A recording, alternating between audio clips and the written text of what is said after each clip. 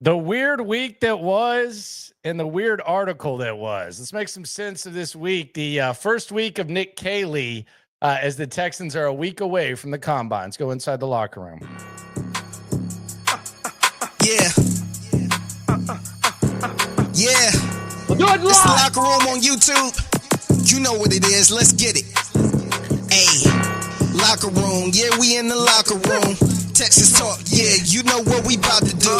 Localize every angle. It is the locker room, number one source for Texans digital content. I am Landry Locker, and what a week it was. Blame it all on Bobby. It's all Bobby's fault. I think that was kind of the theme behind the article that we saw from the great DJ Bieneme this weekend. This video brought to you by BetUS, promo code YouTube 150, and you'll get 150% bonus up to $2,000. They also got the great stuff going on with the casino. Football season is upon us. The casino, they got incredible bonuses going on right now. If you kind of want to still wager, almost like, and you're basically in a casino without leaving the house. So check that out. BetUS, promo code YouTube 150 for the sports. The casino bonus will take care of itself. So I want to get into this Bobby Slowik thing, and I think it's kind of interesting. It's been kind of one of the main talking points recently around here. The hiring of Nick Caley after a couple weeks after the firing of Bobby Slowik, and now it appears that the offensive linemen want to make it clear that it was not mainly their fault. It was, damn it, Bobby, a lot to do with Bobby Slowik. That's what I took away from that, and that's what I thought the actions kind of played. You can check it out, ESPN.com, the column, the good work from DJ. And I have no problem with anonymous sources. I have none at all. I think they're necessary for journalists. I think a lot of times they can be used right. I think there's a lot of weasels that use them to kind of make what they're saying sound more important and kind of push agenda. So I understand both sides of it. I think there's times where someone will say something like, "Oh yeah, I talked to a scout," and it's like, "Yeah, you talked to like some intern or something like that, and you're saying it's a scout." I talked to a former general manager. It's like, okay, well, yeah, I'm sure that was really like a real in-depth inside information type of thing. But I think the anonymous sources can be a good thing. However, when I do read journalism, I do kind of try to read between the lines. And I think if you read between the lines of this, the offensive line does not feel that they were in the right position to succeed. And I don't necessarily disagree with that. However, when you watch the Texans, it was kind of a balance of, okay, these guys don't know where they're supposed to be, and these guys are just flat out getting their ass kicked. So I think that there was kind of a nice little balance there of that. I don't think it was all a communication thing. I think that the talent was just as bad, maybe worse than the play calling. And I think the play calling was terrible.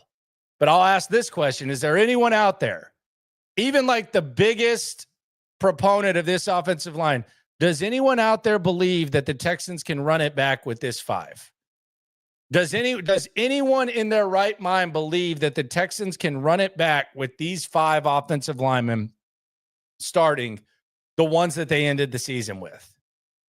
I don't think there's anyone that actually believes that. Now, here's the problem. It's easy to get rid of Bobby Slowik as long as Cal McNair is willing to write the check. It's easy. It doesn't handcuff them in any way, shape, or form. Outside of learning a new system, if you think that's a thing and you think that's difficult, it doesn't handcuff them in any way possible. There's no salary cap, anything like that. You can't get rid of these offensive linemen because of the contracts that the Texans have already given these offensive linemen. So you're going to have to run it back with some of these guys.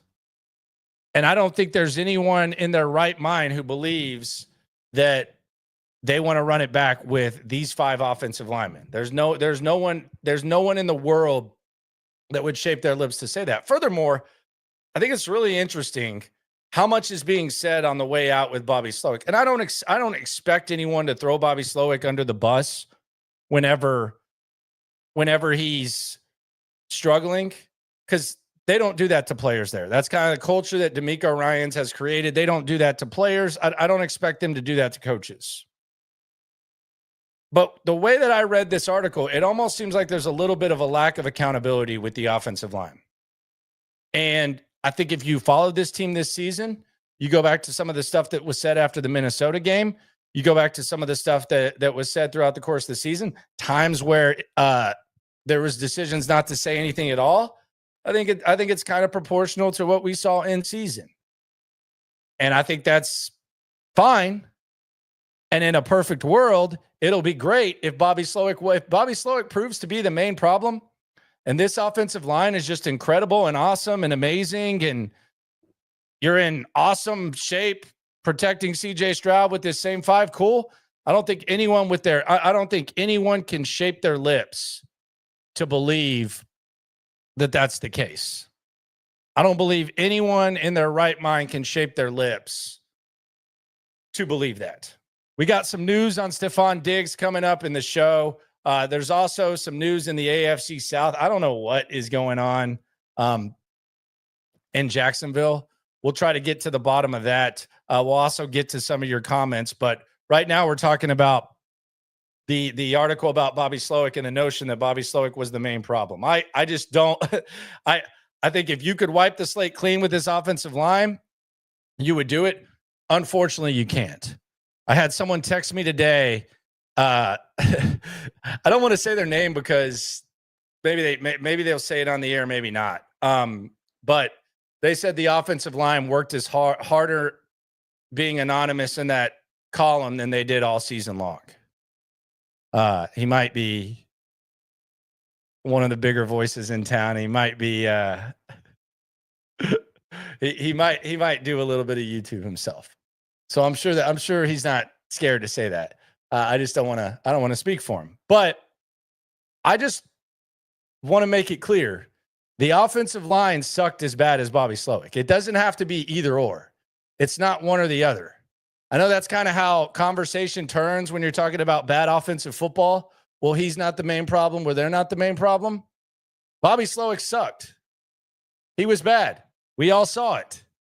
The offensive line sucks just as bad, if not worse. You just can't flat out get rid of them with no consequence and try to upgrade, which is what I think the Texans did do with Nick Caley. I do think Nick Caley's going to do a better job, but we have to grade him on a curve if he's running this same 5 out there, this same 5 offensive line. I think you have to grade him on a curve if that's going to happen, because I think it's a tough task to expect these 5 to look good. Here's the next question I want to ask here in the locker room, number one source for Texans digital content. Here's another question that I want to ask. And Chase on the chat says O-line worked harder on IG fits than in game. I don't follow any of them on Instagram. I try not to follow players on Instagram. I cover the squad. I go in the locker room. I haven't really seen their fits. I have no idea. I know Laremy dresses well. He plays well. Laremy plays fine. If you just separate Laremy from the offensive line, he's doing a great job. Unfortunately, it doesn't work that way. It's not pickup basketball where you get your ass kicked and then you raise your hand and say, I scored 8. My guy didn't score, but you end up losing 15-8. But, yeah, I know Laremy dresses well. I know he does his thing. The thing about Laremy Tunsil is this. At this point, it's been established Laremy Tunsil does not want to be accountable. He does not want to talk after losses. He's doing his thing. He has his personal relationships. If Laremy Tunsil scores a touchdown, no need to talk to him. Laremy Tunsil has a bad game, no need to talk to him. That's kind of where I'm at on it. I'm hoping he's not like anonymously just shooting slugs, because he's kind of set the precedent of what he wants to do. And I think Laremy Tunsil is, if you told me, and this is just my opinion, just based on following, interviewing him a couple times in extended versions on the radio. If you told me that Laremy Tunsil had 2 choices, number one, you have an okay individual season where you don't make the Pro Bowl, but the offensive line is a top 10 offensive line in the league. That's choice A. Or choice B, you can make the Pro Bowl, but the offensive line is going to suck. I think he would take choice B. Just me. That's my personal opinion. I don't think it's uneducated. Jonathan says, how would I like the offense to be ran? I don't know what that means. What do you mean? Like, how would I like the offense to be ran? Elaborate on that. I don't know what that means. What do you, no idea what that's a hell of a question. You want me to just like stop down and ask it? I kind of did. I'm letting you ask. What do you mean? Like, how would I like the offense to be ran? Elaborate on that. Rolo on the chat says Slowik would have got fired after 3 straight losses as a head coach middle of the year. LOL. Yeah, I wonder if they regret not making the change after the bye just to maybe see what Gerard could have done and see what maybe this offense would have looked like. It did become very apparent that this wasn't going to get any better with. Damn it, Bobby. And we all saw that. Space Sage 713, Landry, help me out here. We can't expect it much with the same line, but we can't get rid of them. So what do? You make it seem like the Texans, damn if they do, damn if they don't. No, it can get better. It can get better with the coaching. Like, there's no doubt. It can definitely get better with the coaching. I think we can all agree on that. Like, the coaching can make it better. Don't try to fit the square peg into the round hole, which is what I think, kind of D'Amico and Caley were talking about. It can get better. My whole point is they're going to have to make do, and it's not like he's just getting held back. I think we've seen instances around here where maybe Deshaun Watson was getting held back and they weren't surrounding him with the appropriate stuff to succeed. We see it with quarterbacks all the time. We'll get into CJ in a second. But my whole point is he's probably going to have to make do, and it's a tough task to attempt to make do with it. I think it's a tough task for sure. Bobby loved wide receiver screens. I hope Nick has more depth and creativity in his offense. I don't know. It's necessarily the wide receiver screens. They got old, but I kind of feel like the wide receiver screens, they weren't creative, and they were to the likes of like Robert Woods or whoever. I think he was just open for the wide receiver screen no matter what. Would I sign Chris Godwin? It's expensive. Very expensive. It costs a lot, and I don't know that he's the best veteran option. I think there's some other interesting options that we'll get to throughout the offseason. I'm probably going to drop a video tomorrow about one that we know the Texans like. We don't know if he likes the Texans, though. So we'll get to that tomorrow. Here's my question about Bobby Slowik, though. Since now Bobby Slowik, damn it, Bobby, is the one that's getting the most criticism anonymously, publicly, all that. And it should happen. Like, when Bobby Slowik leaves, that's the dream scenario. We like to dream in the offseason. There's all types of dreams. You want to get an all-pro with your first-round pick. You want to sign the best free agents. You want to hire the best coaches. You want to hope you got rid of the dumbest coach possible, and your team all of a sudden becomes way better as a result of it. That's what you want. That's the goal.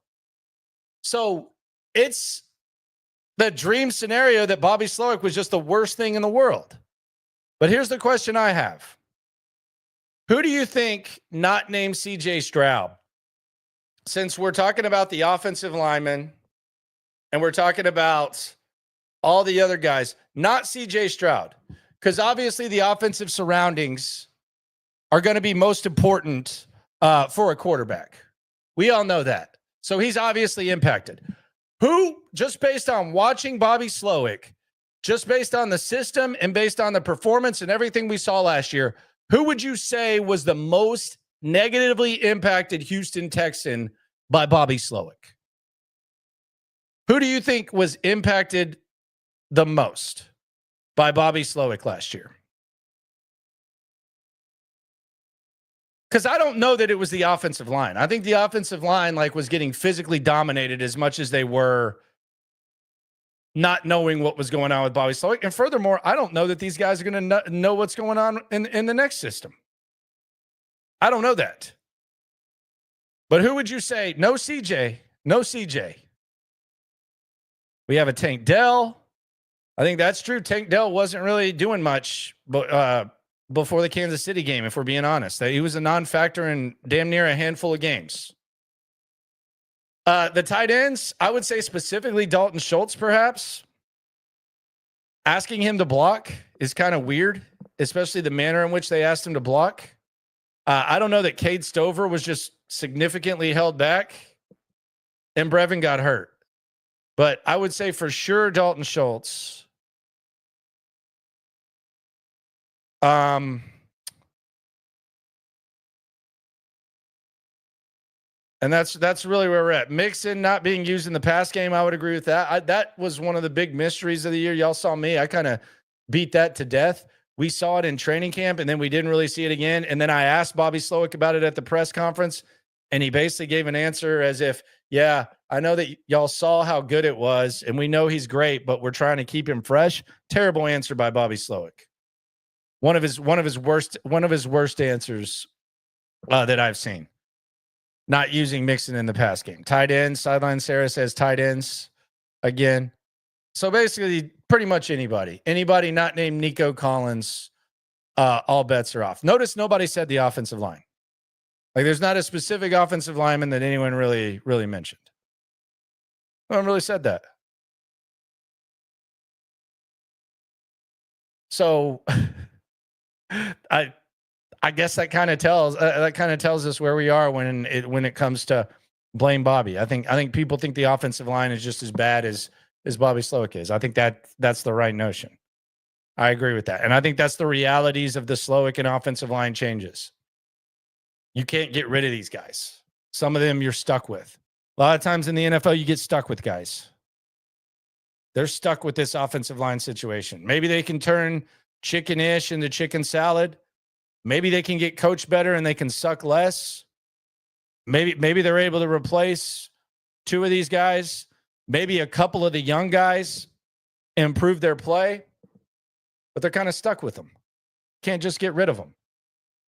So that's the thing. And I've heard CJ Stroud say it a couple times. I don't like to point the finger because you got three pointing back at you. It's cool to go out there and talk about how terrible Bobby was and how much better the offensive line is going to be when Bobby's gone. That may be true.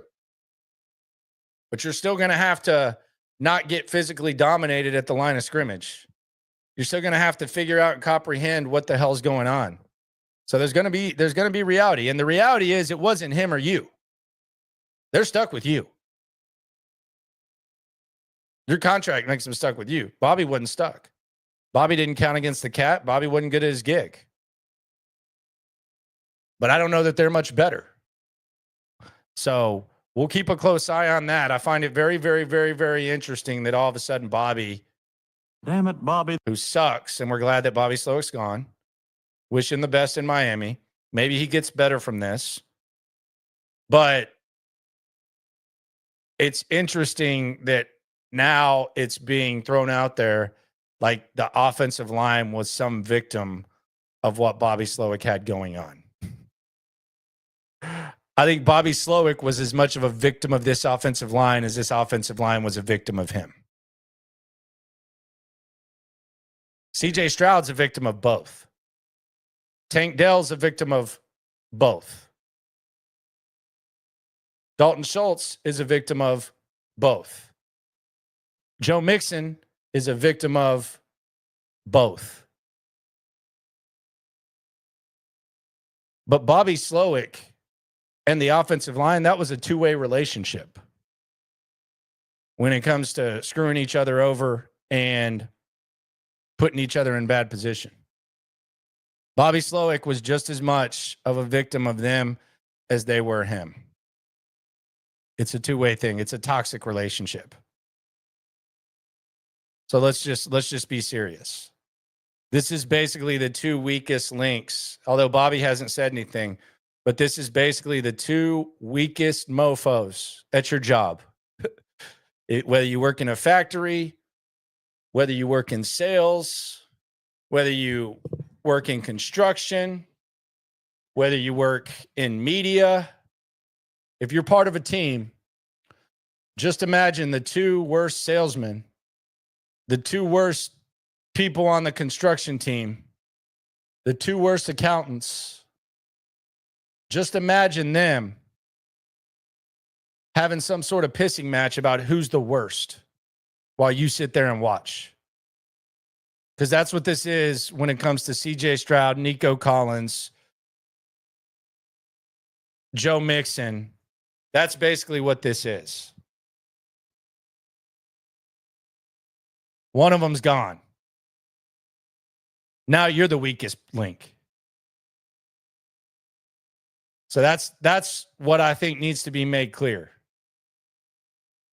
when it comes to this stuff. You're the weakest link now. You can kick what may have been the weakest link. I don't know. We can flip a coin, heads or tails.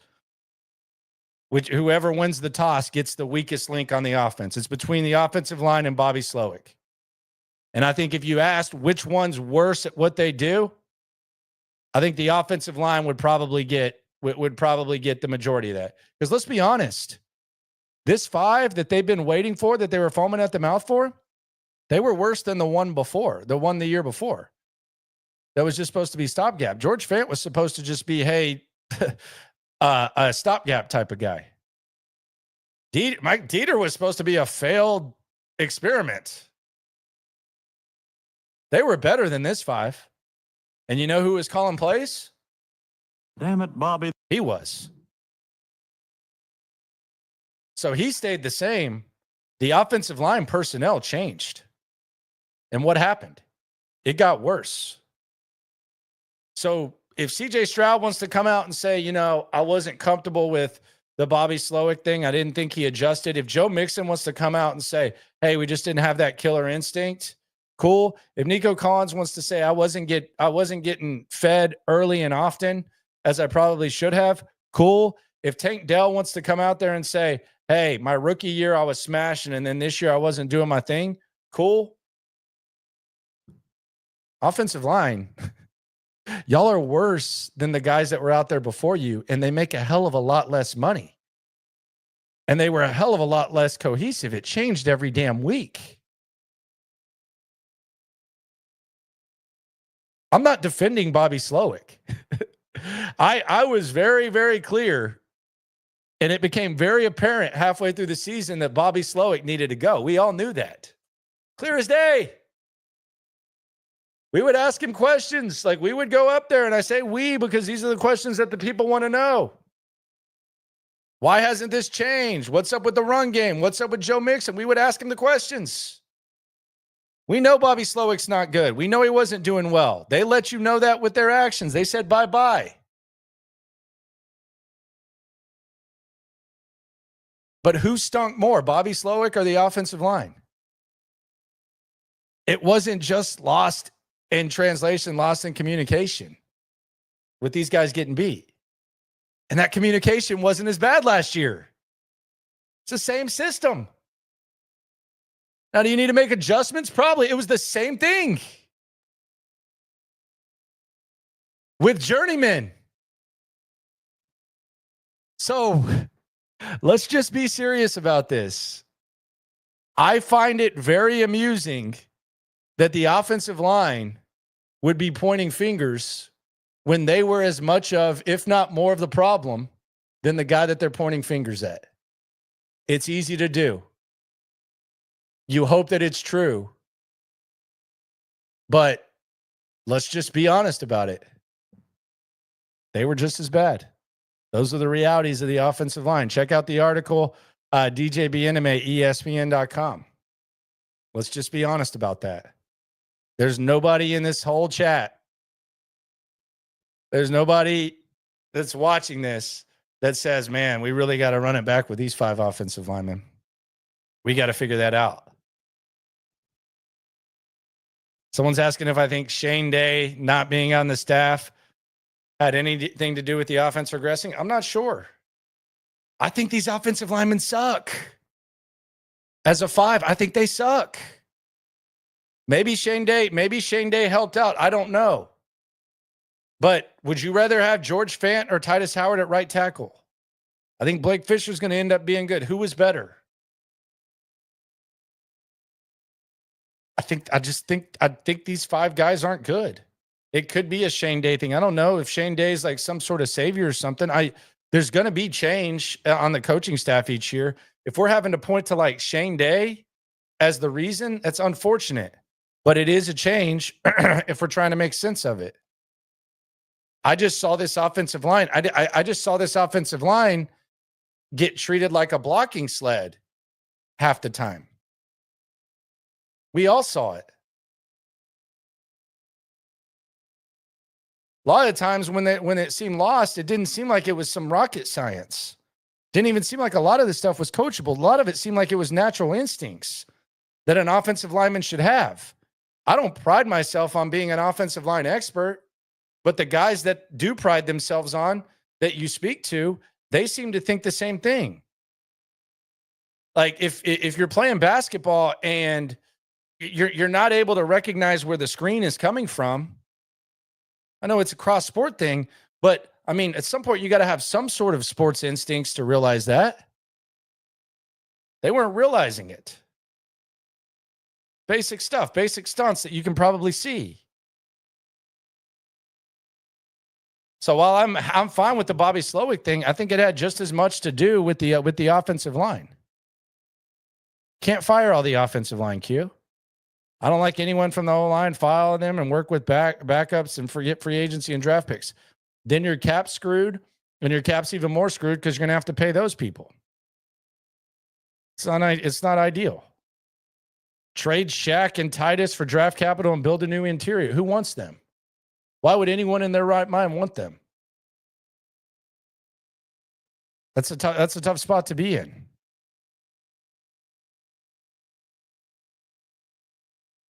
But that's just the reality of the offensive line. Other news with the Texans, the Diggs deadline passed. The 3 p.m. deadline today to agree to a new contract with Diggs has passed. So the 16 mil hit is going to happen. They plan for this. They plan for this Diggs thing. So I think they're probably going to move on. I think he's going to probably try to test the market. I don't see him signing early. I don't think he's going to get a deal that he's going to love. I think the draft will come and go, and then he'll probably be able to cherry pick and find a situation that fits for him. Other teams that are being mentioned, Dallas is being mentioned in the mix, and then Kansas City. We know Kansas City likes to acquire wide receivers in any way, shape, or form. So those are 2 teams that are being thrown out there. I would think that with how many veterans that are going to be on the market that aren't going to get big deals, there might be better options. But the Texans plan for this. So it's not like they got, I said this today on SNL with Cody Stoots, because it kind of sneaks up on you and you start to see a situation where it's like, oh, wow, there's a cap hit for Stefon Diggs. There's this much of a cap hit for Stefon Diggs whenever the season starts. It kind of sneaks up on you like a letter in the mail, like some sort of unexpected expense. Didn't happen for them. They knew this was going to happen. So they had an idea about Stefon Diggs. I've said this before, but they probably thought that they would have Tank Dell, and maybe Tank Dell had developed. Unfortunately, that didn't happen. And unfortunately, as a result of that, it looks like an even worse situation. But I don't know that, like, even if Tank were here, I don't think they would. They definitely wouldn't bring back Diggs. And if they had known that he wasn't going to be here, I don't know that they would have changed much anyways. People are talking about Diggs and Cardi B on Valentine's Day. My wife actually asked me about that. I don't know. They've been kind of linked together for a while, haven't they? Diggs and Cardi B. It's kind of been a thing for a long time, hasn't it? So I don't know what's up with Diggs, Cardi B, who he is or isn't dating. I just know that when it comes to football, I think you kind of just move on from that. That's just me, though. I'm good on it. Another possibility in the first round. We heard Caley say he likes tight ends. Colston Loveland is a guy who's being mentioned. I don't know that he gets past Jim Harbaugh. And I don't know with the success that Brock Bowers had, if teams aren't going to be open to taking both Warren and Loveland in the mid to late of the first round. But I do wonder if Loveland gets down to 25, I wonder what the Texans think of him. Now, some would say, well, you need more of a blocking tight end. No, if you think a guy is going to be an awesome tight end, whether blocking is his strength or not, this is a chess move and this is a guy who would immediately help your squad if you think this guy warrants the first round pick. And it's a guy who, once Dalton Schultz is gone next year, and he will be, not this upcoming season, but the season after, this is a guy who can step in and fill in, much like Blake Fisher's going to do, probably a little bit sooner than expected. So I could see Colston Loveland at 25, and I would be very, very okay with it. I think it's a chess and checker move. And I think you can use both him and Dalton Schultz. It's not an either or type of situation. You can go two tight end with those two. I think you can do some damage, and then you can adjust accordingly with the other two guys. So I'm not opposed to Loveland if he is there. Don't know if he gets there or not. But between him and Warren, it's going to be there. I don't think Warren's getting to 25, my friend. I don't even know if Warren's getting to 15 with what we just saw from Bowers with all the hype. Don't know if that's gonna happen. But I do wonder if Loveland could be a guy at 25. Tight end speak at the combine next Thursday, so we'll talk to him. We'll figure out if the Texans spoke with him or not. Other news in the division, the Jags, they've settled on 5 finalists. What? Wow, way to really break it down. This is according to Michael DeRocco of ESPN. They're gonna begin their in-person interviews on Wednesday. They've trimmed it down to 5. How about that? They got San Francisco 49ers Director of Scouting and Football Ops, Josh Williams, LA Rams Director of Scouting Strategy, James Gladstone, Bears Assistant GM Ian Cunningham, and Green Bay Packers Vice President of Player Personnel, John Eric Sullivan.